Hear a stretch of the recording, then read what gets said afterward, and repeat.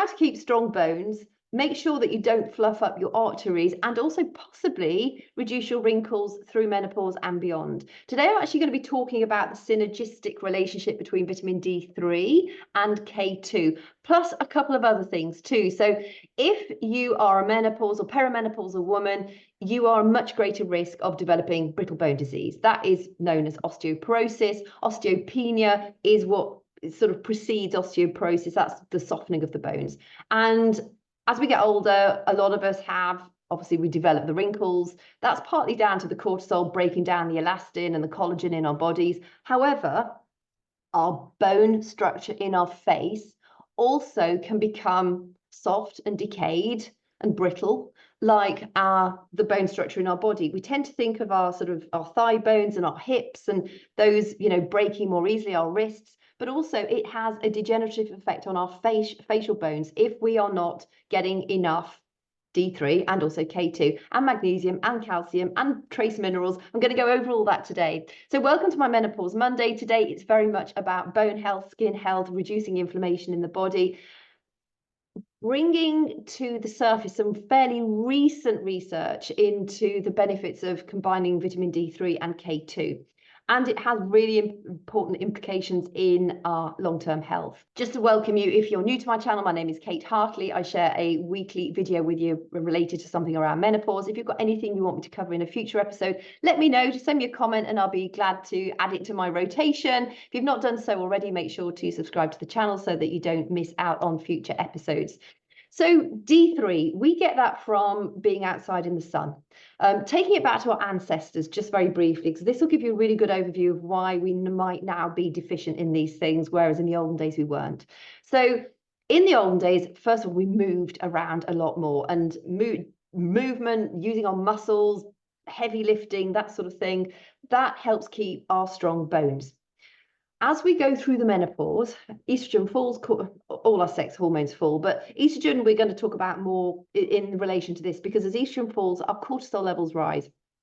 Cortisol has a breaking down effect on the body. So that's why we get more wrinkly. It attacks the collagen, it attacks the elastin in our skin. So everything starts to droop more. It also attacks the bones in our body. So we have the osteoblasts build bone. They're the cells that build bone. Osteoclasts nibble away at old dead bone cells, and they have a very important role. However, as we go through menopause and beyond, we tend to have more osteoclasts, so those are the ones nibbling away, than we do at osteoblasts. So when we're combining D3 and K2, I will explain them in more detail in a minute, that is helping promote more bone lay down, so this cellular bone lay down.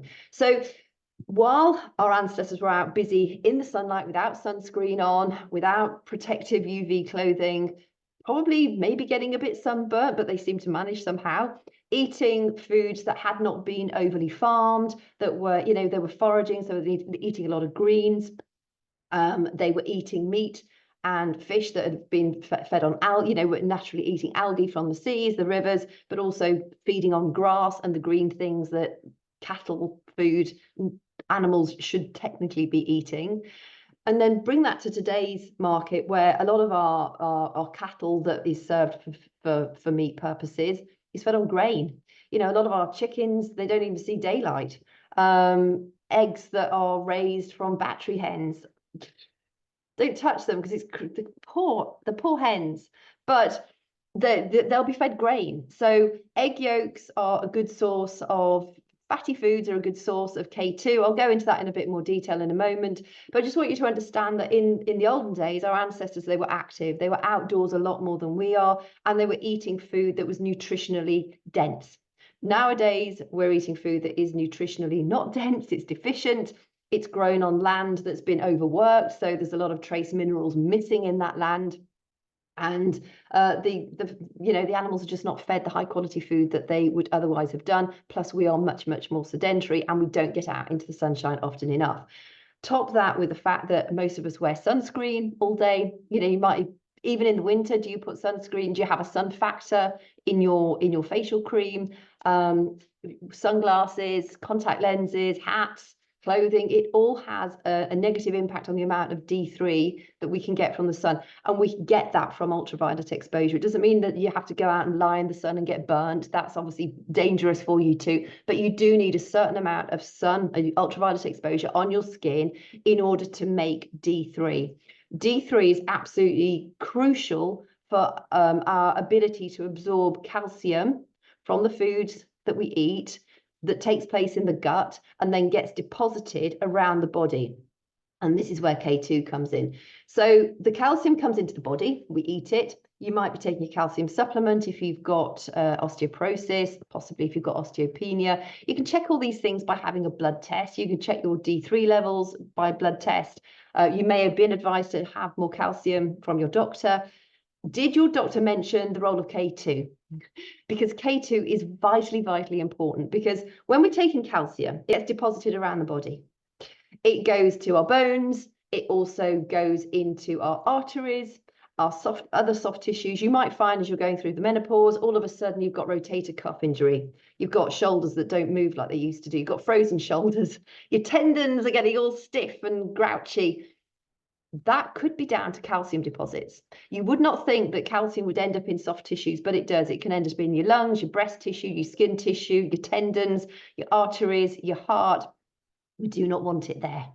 The role of K2 is that when calcium comes into the body, K2 says, okay, well, I'm going to put you where you need to go, which is in the bones, rather than in the soft tissues of the body, which can then contribute to the risk of heart disease. Now, in places like Japan, where they eat a lot of natto, which is a fermented food, apparently it smells, I've never eaten it, but it's quite gloopy grains and it smells a bit like sweaty socks, apparently. They eat a lot of that. They have very low incidences of heart disease, and they have really great bone. I mean, they have great bone structure anyway, but they have a much reduced risk of osteoporosis too. It's not just natto. Fermented foods in general will help you. Egg yolks, fatty foods, fermented, so hard cheeses, soft cheeses. Those are all really good in helping you get enough K2 in your body. Things like beef liver, goose liver, chicken liver. The French also have lower rates of heart disease than we tend to have in the Western world, but they eat a lot of technically fatty foods. I'm 50, about to turn 54 at the time of this. I still don't have a filling, touch wood. I've never had a problem with my teeth at all. I eat a lot of what you would necessarily call fatty foods. I don't buy low-fat stuff, except for low-fat cottage cheese. The rest of it, I just eat full fat. I eat proper butter. I eat grass-fed butter. I eat eggs that come from happy hens. I eat meat. I eat fish. And I do eat some fermented foods. I brew my own kombucha, but I love the raw cheeses. I love the French cheeses. I love our really high quality English cheeses. And so I'm probably naturally getting enough K2 in my diet without even realizing it. And the K2 research is really quite new. So D3 helps us absorb the calcium that we take into our bodies to get it into the bloodstream. And then K2 directs that calcium to go to where it needs to go. Now, you may have heard on this big craze on TikTok at the moment about the fact if you take D3, vitamin D3 supplement, you should also take magnesium. You only need to take magnesium if you're deficient in magnesium. And yes, quite a few of us are deficient in magnesium because we don't eat enough leafy greens, nuts, seeds, legumes, some dairy products. So if you're eating plenty of vegetables and healthy fats, it's likely that you're going to have enough magnesium. A lot of people say, oh, well, you should take a magnesium supplement to help you manage anxiety more effectively, maybe to help get rid of constipation, to help with muscle pains, etc. There are various types of magnesium. So if you think you need a magnesium supplement, first check, are you deficient in magnesium? Go and have a chat with your doctor. They can test you for that. They can test you for your levels of D3 and your calcium levels, etc. So always make sure that you know what you're dealing with. Don't just suspect, and then because you've seen something mentioned, then go and sort of just willy-nilly have these supplements, because if you don't need them, you're wasting your money, and also over supplementation of certain things can do you harm. Vitamin D3, it's very rare that you are going to be, you have to have a lot of excess vitamin D3 for it to be a problem for the body. So, and a lot of us are deficient because we just spend too much time inside. If you have darker skin as well, you need to be outside for longer in order to assimilate the D3 more effectively, because your skin is just more of a barrier to absorbing that vitamin D3. For those of us with much paler skin, we absorb it much more quickly. So if you're thinking, do I need a magnesium supplement to help me with XYZ, just type it into Google. What is the best magnesium supplement to help me with anxiety, constipation, help me sleep better, muscle spasms, etc., etc. And then you'll get a good indication of which one it is that you should take. With vitamin K, you may be familiar with K1 if you've had a baby, because that's what the baby is injected with shortly after birth to make sure it clots properly. So we're talking about K2. There are type 2. So K2 is broken down into two different types. You've got MK4 and MK7. I'm not going to go into it in any detail because it becomes a little bit scientific and confusing. However, if you have a pack and you've got your vitamin D3 and K2 label on the front, mine has K2 brackets MK7. You want the MK7 version. It has a much longer shelf life. It's much more effective. So just look for the 7 rather than the 4 version. Vitamin K2 has also been researched to slow down or even stop cancer activity. And there is just much more research going on about it now, but it is something that seems to be very, very important vitamin that we need, that a lot of us haven't been aware of up until recently. This brings me on to a trace mineral called boron. And boron helps us absorb magnesium more effectively. So you will get boron from probably not many things that you might be eating in actual fact. Currants, prune juice, dates. I tend to eat 2 or 3 dates every single day, but I do eat foods that actually probably can. I love prunes. I absolutely adore prunes. I like currants. I often flavor my kombucha with currants or dates, so I'm getting the boron that way as well. Avocados, various nuts. Although I have read that raw nuts will not give you the boron that you need because it has to be activated by either having the nuts germinated or roasted. So just be mindful of that. There's sort of conflicting evidence out there, as there always is. Nuts are healthy for you in any case, specifically the walnuts, almonds, Brazil nuts, and hazelnuts. But make your own mind. If you eat nuts regularly, I mean, nuts are so good for you in any case.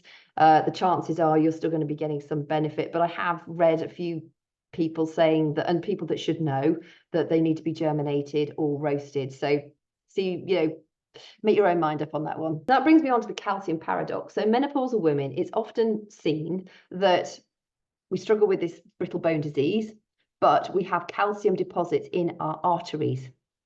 So why is that? If we've got calcium in our bodies, but it's depositing in our arteries and not the bones where we want it to, why is that and what is happening? It could well be that even if you have enough vitamin D3 and you're getting enough calcium, whether that's through a supplementation as is advised by your doctor, or you've just taken a calcium supplement, if you're not got the K2, when you're taking that calcium supplement, the body's not sure where to put it.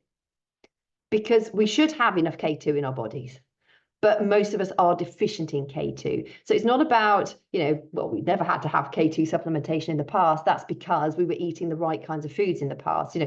The animals were eating the grass. And if we eat the animals, we're getting the right trace minerals through into us that way too. K2 is fermented foods, fatty foods, the butters, the egg yolks, the things that we've all been told to avoid because it leads to cholesterol. Cholesterol is the precursor for all our sex hormones. There is so much misinformation about cholesterol. So long as you have a fairly active, healthy life, cholesterol really should not be an issue for you. It is a vital, important role in making sure that you have what you need in balance in your body. And things like statins to reduce cholesterol can affect your K2 uptake. Antibiotics, antidepressants, some medications, they can affect your K2 uptake as well. So just be mindful of that. Gut health is really quite important as well. It's important for our bodies, our longevity, our mental health in any case, but it's also important for our K2 absorption. So how much vitamin D3 and K2? Again, there are conflicting reports. If you're outside a lot, the chances are you don't need a D3 supplement, but you could always go to your doctor and ask for a blood test so that you can confirm where you're at as far as your calcium levels, your D3, your magnesium, etc., so that you know whether or not you are lacking in any of these in particular.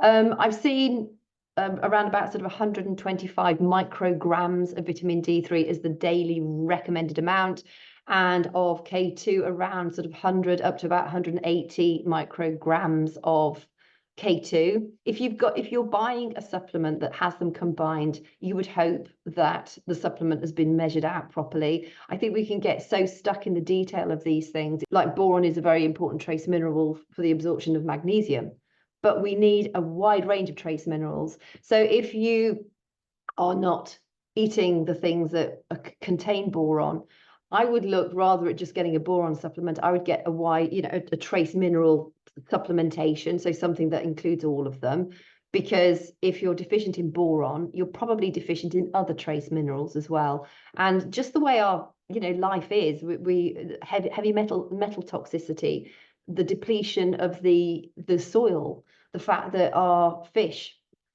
they're probably not eating the healthy algae that they used to because of the heavy metals in the oceans. The grass is, a lot of our cattle are not even fed on grass, they're fed on grains. So if you're lacking in one, the chances are you're lacking in several. So I would just get a broad spectrum trace mineral supplementation as well. I'm not a great fan of taking supplements long term, but I think with D3K2 it is something you definitely want to consider.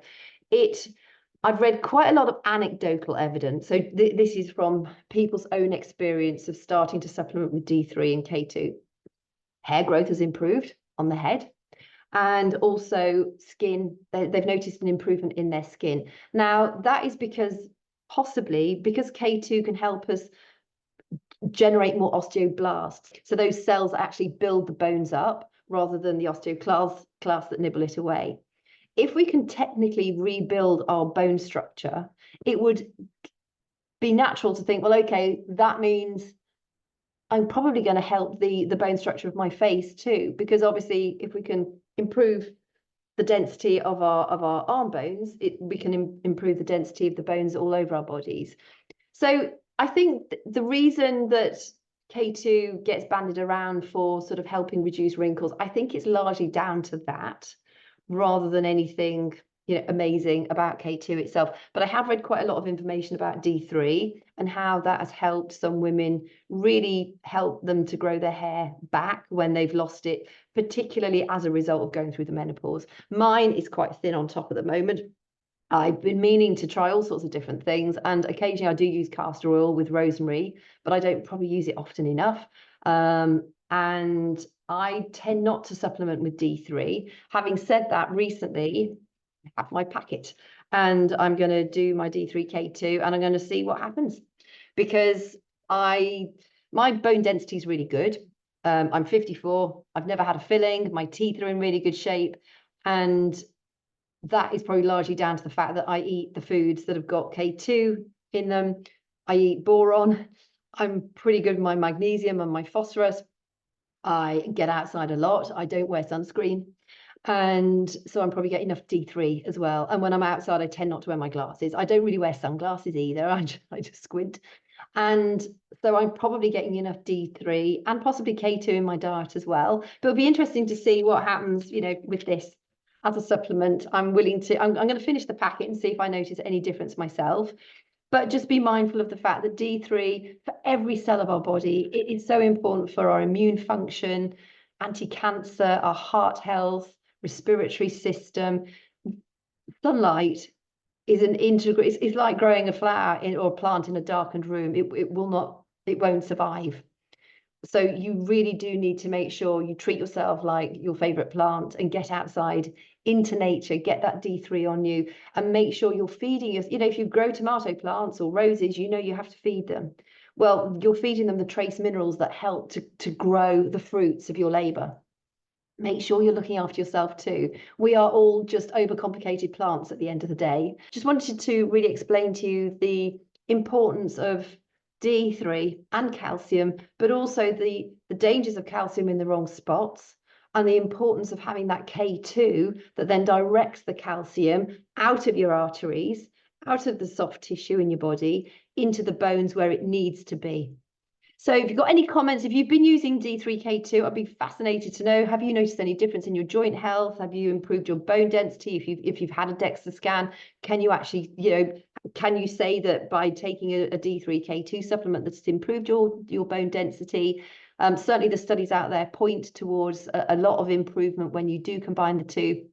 And keep your eye out. There's a lot of information out there about D3K2 now. It's absolutely fascinating. I've dropped a few articles below if you want to research it in any more detail. Other than that, have a fabulous week. Thank you so much for your company, and I look forward to chatting with you again soon.